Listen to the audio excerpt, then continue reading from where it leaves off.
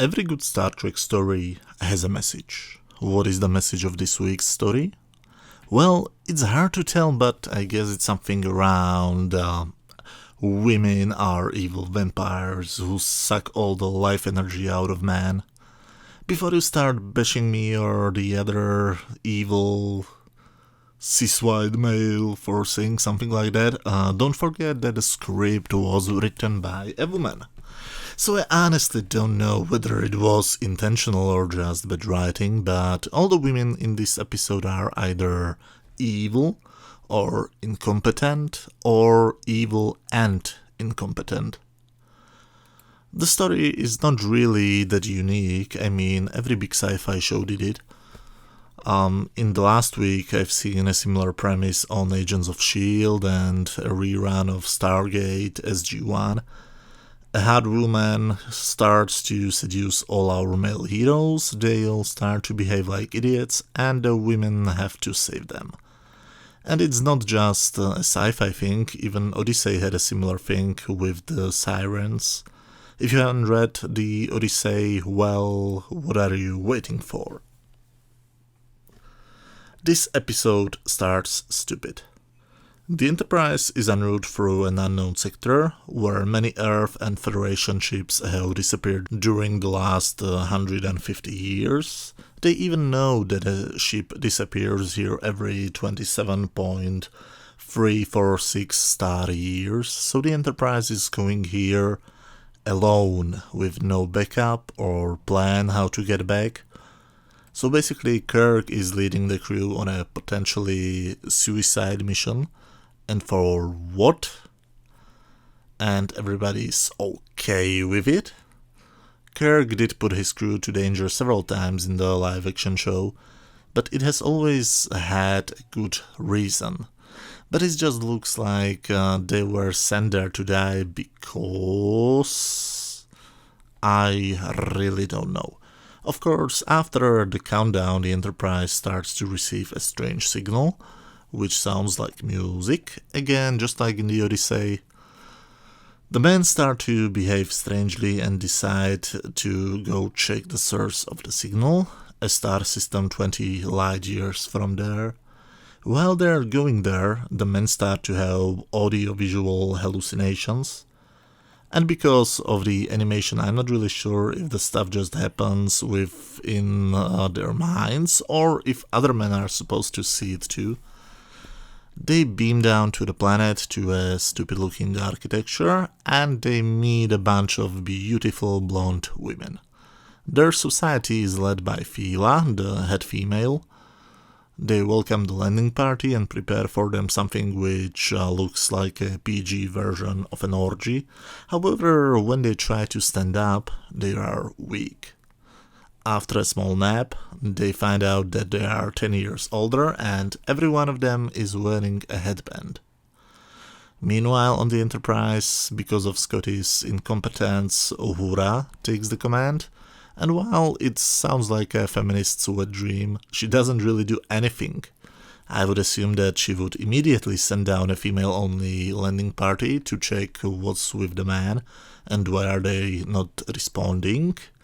They know that the men were acting strange, they know they don't respond, and they know where did they beam down to, so what are they waiting for?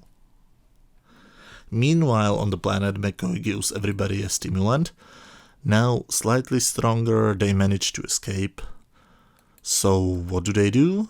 They jump into a huge urn. When the women are close to them, the headbands start to glow, so Spock theorizes that the headbands somehow literally suck their life energy and transfer it to the women. Okay, so why don't you take them off? Spock decides to return to the temple, find the communicators, and call the ship. So the woman, Uhura, took command of the Enterprise, and the only thing she did was to wait till the man, Spock, says her what to do. This is way too sexist even for me. So yes, finally Uhura sends down a team consisting of only women to save the man. In the hands of a good writer, this could be a really great scene, but instead we get to see another dumb scene. After a few stunned women, Fila is willing to cooperate, but she doesn't know where the men are. They have a huge all-knowing computer, but they did not even think about asking him or it where the men are. The Enterprise women need to tell them to do so when they see the man trapped inside of something which fills itself with rainwater, and they will drown soon. So why the hell did they climb inside a huge urn when they can't get out? Are you trying to tell me that the great James T. Kirk, the biggest hero of the Federation, will drown inside a huge urn? I'm wondering why Shatner accepted this. He usually complained when somebody tried to do something similarly stupid with his character. By the way, how can you drown in something like that? Shouldn't you be able to swim out when the water level is high enough? Fila says that they are probably in one of many of their lakes. I don't really know what is this supposed to be. If it's a deliberate lie and she wants them to be dead, or if it's just another stupid moment, but thankfully our women find them and save them.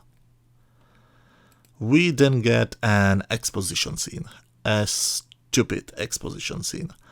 Their race came to this planet when their original home planet began to die. Okay.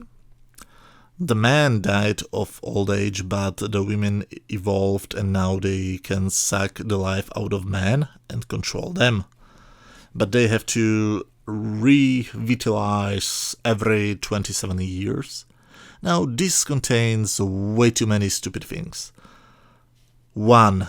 Evolution doesn't work like that. You don't grow gills when you live in a wood apartment. Poor Charles Darwin, he must be spinning in his grave. 2. Men and women belong to the same species. How is it possible that one gender dies out while the second one learns how to survive? 3.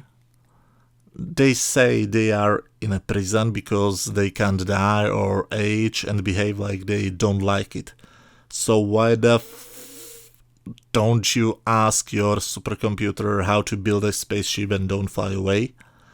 You came here from a different planet, so that means that you have a spaceship or know how to build spaceships, or your computer knows it.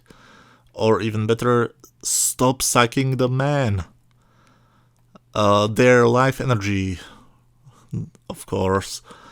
If you stop revitalizing every 27 years, you will grow old and die. So again, where's the problem? Anyway, the men are saved, but they're still old.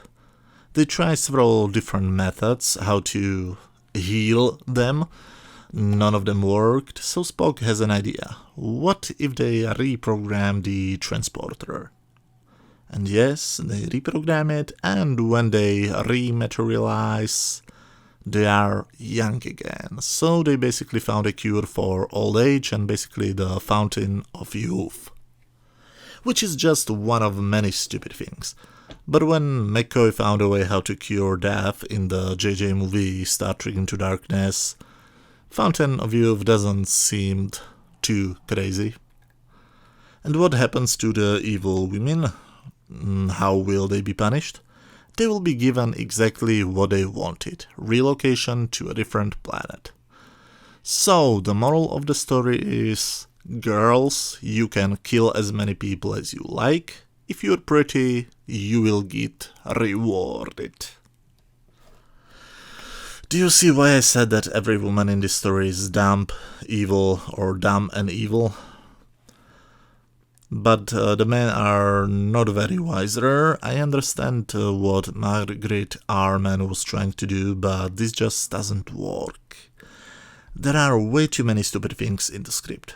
Even though I like the idea of mixing ancient Greek mythology with a female empowerment story, The finished episode works only if you switch off your brain and enjoy the pretty drawings. I give this episode 5 out of 10. Good idea, badly executed. I still enjoyed watching it, but in the same way in which I enjoyed watching things like, for example, the Star Wars Holiday Special. It's dumb, but entertaining. Anyway, as always, these are just my opinions. Do you agree with them, or do you think I'm full of fecal matter?